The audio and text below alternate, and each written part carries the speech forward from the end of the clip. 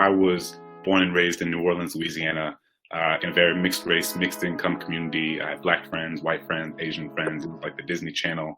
It was great. We were riding our bikes with theme music playing in the background. Our hair was blowing in the wind. It's clearly their hair, not my hair.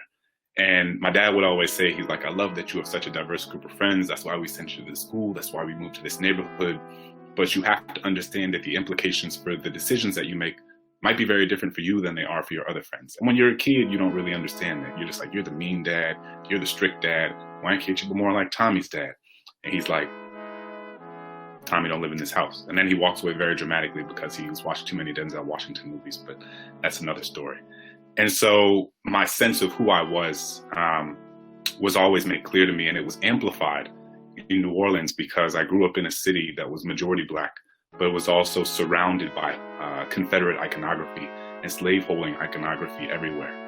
The middle school I went to was named after a Confederate general. The street that my parents live on is named after a person who owned over 100 enslaved people.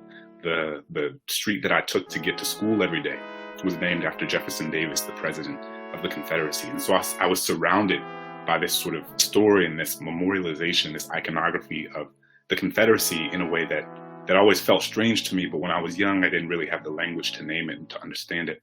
In 2015, they had as many of us remember, the Charleston Massacre, in which Dylann Roof killed 9 people who were in the AME Church in Charleston, Charleston, South Carolina.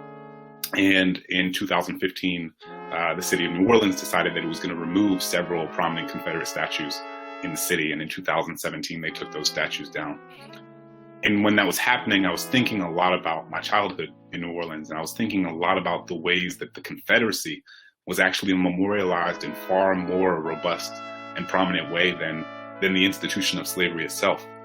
And I thought that was so strange and so perverse. And I became increasingly interested in thinking about how in my city, in my hometown, what were the ways that it was attempting to reckon with and memorialize the story of slavery outside of the context of this treasonous army that was founded on and predicated on maintaining and expanding the institution of slavery. How do we tell the story of slavery and the people who were subjected to it? And so then it sort of broadened my vision, and I started to think about how different places across the country reckon with or fail to reckon with their relationship to the history of slavery.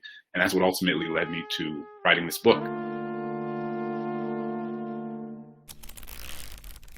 Hachette,